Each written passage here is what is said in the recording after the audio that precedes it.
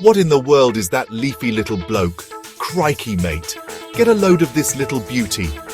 Have you ever been out in the bush, maybe just walking through your own backyard at night, and you hear this strange sound? A little chirp, a little call, almost like someone whispering a secret over and over again. You look around, you check the trees, you peek under the leaves, but you can't see a thing. Well, chances are you've just had an encounter with one of nature's sneakiest and most incredible little musicians. I'm talking about the katydid. These little guys are absolute legends. They're not just some boring old bug. They are masters of disguise, tiny little rock stars of the insect world. Now you might be thinking, Steve, what in the blue blazes is a katydid? And that's a fair question, it is. Imagine a creature that looks like a bright green leaf sprout legs grow a pair of super long antennae, learn how to play a violin with its wings. That's a katydid for you. They are some of the most fascinating insects you'll ever come across, hiding in plain sight all around us. Narrator Vo. Alright, let's talk family. Narrator Vo. Katydid is part of a big, noisy, hopping family. Narrator Vo. They belong to a group of insects called Orthoptera, straight-winged insects. Narrator Vo. Think of it as a massive family reunion. Narrator Vo. Grasshoppers. Narrator Vo. Crickets. Narrator Vo. You've seen them, right? Narrator Vo. Grasshoppers, big, tough-looking jumpers in sunny fields. Narrator Vo. Crickets, dark little fellas that chirp at night. Narrator Vo. The katydid is right in there with them, a close cousin to both. Narrator Vo. But how do you tell them apart? Narrator Vo. Tip, look at their antennae. Narrator Vo. Those are the long feelers on their heads. Narrator Vo. Grasshoppers, short, stumpy antennae. Narrator Vo. They're like the tough cousin with a short haircut. Narrator Vo. Crickets, super long antennae, sometimes longer than their bodies. Narrator Vo.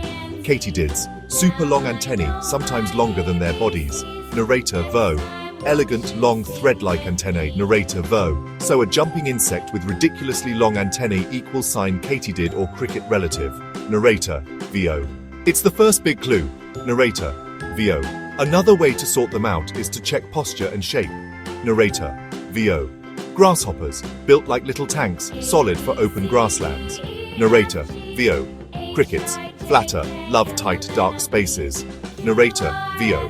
But katydids, they are the artists of the family. Narrator Vo. Most of them have delicate, leaf-shaped bodies. Their wings aren't just for flying, they're part of their disguise. Narrator Vo. So where in the world can you find these little green superstars? Narrator Vo. Well, the fantastic news is that katydids are true world travelers. Narrator Vo. You can find them on every single continent, Narrator Vo, except for the coldest one of all, Antarctica. Narrator Vo. Those little blokes just can't handle the ice and snow, and who can blame them? Narrator Vo. They much prefer places that are warm. Narrator Vo. Lush. Narrator Vo. And full of green things to hide in and munch on. Narrator Vo. They are especially common in tropical. Narrator Vo. Subtropical regions. Narrator Vo. Where the forests are dense and the humidity is high. Narrator Vo. Think of the Amazon rainforest. Narrator Vo. The jungles of Southeast Asia. Narrator Vo. And of course, the beautiful bush right here in Australia. Narrator Vo. These critters are masters of the trees and shrubs.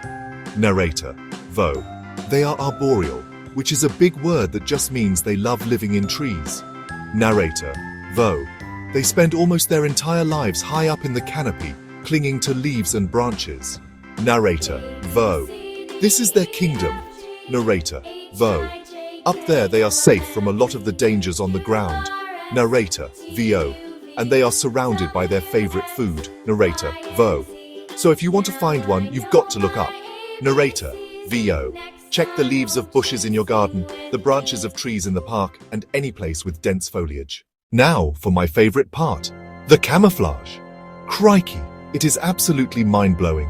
Katydids are the undisputed world champions of hide and seek.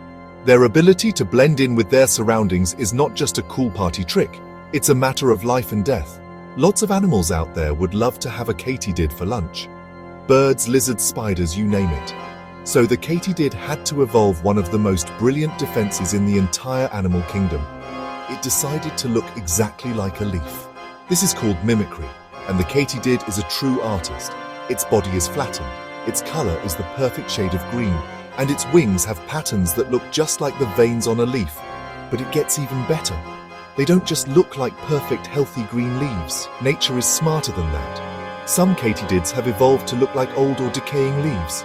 They'll have brown spots, ragged edges, fake little holes that look like they've been chewed by other insects. Imagine a bird flying by looking for a juicy green meal. It would completely ignore a brown, dried-up looking leaf, right? That's the genius of it. The katydid is pretending to be something that nothing wants to eat. It's a clever little trick that keeps them safe and sound. Alright, so what does a little leafy legend like the katydid eat to keep its energy up? You might think that since they look like leaves, they must eat leaves, and you'd be absolutely right. For the most part, katydids are herbivores, which means they are plant eaters. Their favorite meals are the leaves, flowers, stems. It's like living inside your own refrigerator. How convenient is that? They have strong mouth parts called mandibles that are perfect for chewing through tough plant material. They just sit on a leaf and start munching away. However, the katydid family is a diverse one, and not all of them stick to a strict vegetarian diet. Some of them are omnivores, which means they'll eat both plants and other animals. These guys aren't afraid to mix things up a bit. They'll happily snack on smaller, softer insects like aphids, or they might even munch on insect eggs they find on a leaf. There are even a few species of katydid that are full-blown predators. These are the tigers of the katydid world.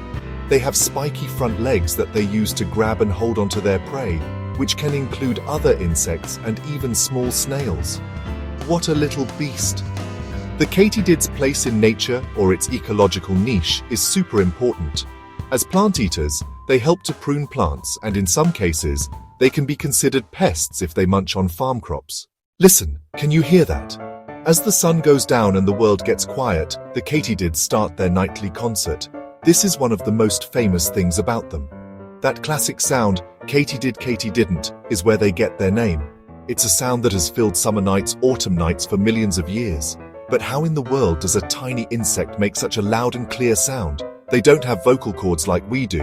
Instead, they use a clever method called stridulation. That's a fancy word for making sound by rubbing body parts together. It's like they have a built-in musical instrument. It's almost always the male katydid who is the musician. He's the one trying to impress the ladies. On one of his front wings, he has a special part that is rough, like a file. On the other wing, he has a sharp edge that acts like a scraper. To make his song, he lifts his wings and rubs the scraper of one wing against the file of the other. As he does this, the wings vibrate and produce that unique chirping call. Each species of katydid has its own special song, like a signature tune. This allows the female katydids to know exactly which males are from her own species. It's a love song, plain and simple. The main reason for all this music is to find a mate.